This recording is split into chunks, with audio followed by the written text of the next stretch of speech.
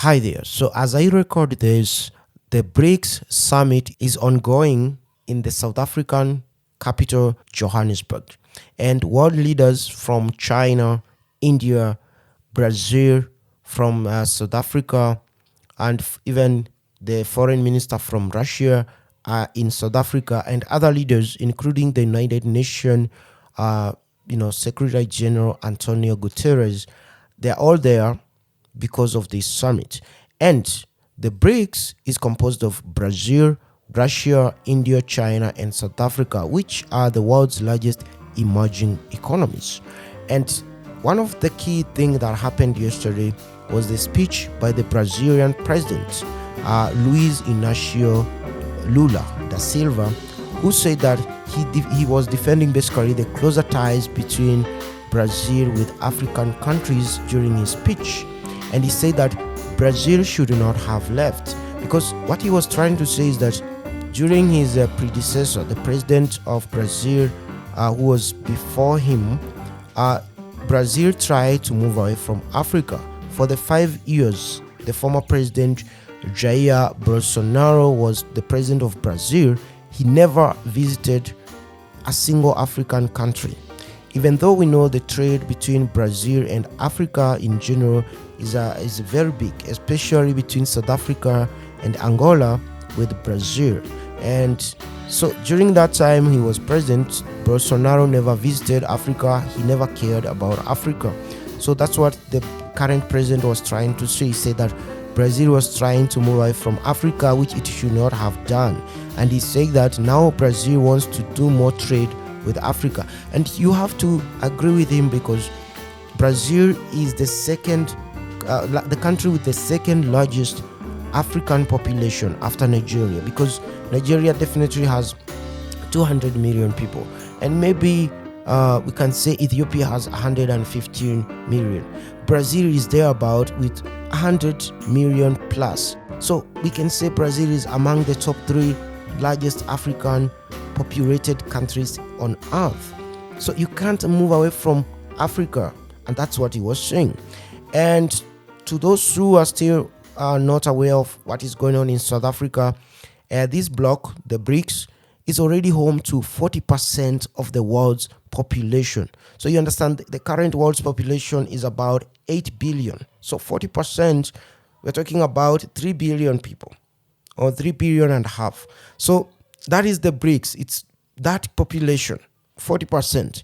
And it's responsible for more than 30% of global economic output, or a third of the global economic output. And more than 20 nations today have also applied to join it alongside these 5 others, the founding members. So the 20 countries include Saudi Arabia wants to be part of this BRICS group. Iran applied, I think, in 2022, and then the United Arab Emirates. So the other thing you have to understand, the UAE is kind of not at good terms with Iran. Not long ago, Iran were the arch enemy of Saudi Arabia until China came in and made them make peace. Today they are friends, and they are trying to they have normalized their diplomatic relations, because they want to join the BRICS. Because one of the requirements is that 2 fighting countries or enemies cannot be part of that group, right? So that is what is happening. The BRICS is actually turning enemies into friends, and it's bringing countries that you would not expect to belong to one group to come together. So what is it trying to achieve? That is a question that no Western analyst is willing to answer. But when the BRICS was formed in 2000, it was formed by Russia, and it wanted to challenge a world order dominated by the United States and its Western allies. At the time, they wanted basically to challenge the G7. Now, at the time, it was G8, because Russia belonged to that group. And this G7, G8, is basically made up of the United States as the leader. Then we have Canada, we have France, we have German, we have Italy, we have Japan, and the United Kingdom.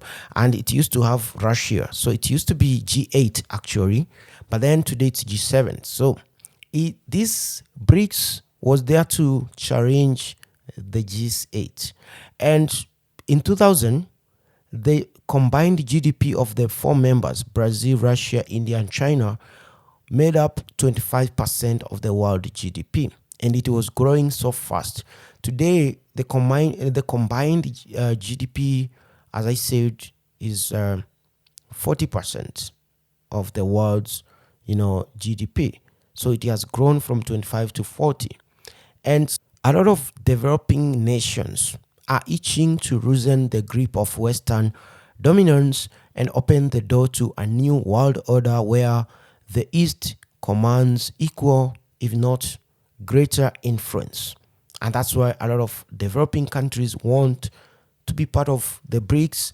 And the main issue there is China. So China belonging to that group is the reason why a lot of countries want to be part of that group.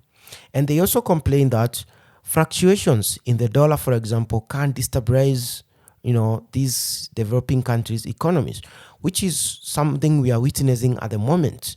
When the dollar is strong, or when the United States economy is strong, the dollar becomes stronger, and this increases the cost of repaying loans dominated in dollars by these developing countries, and it also increases the cost of buying imported products, like importing cars and engines and machines becomes costly.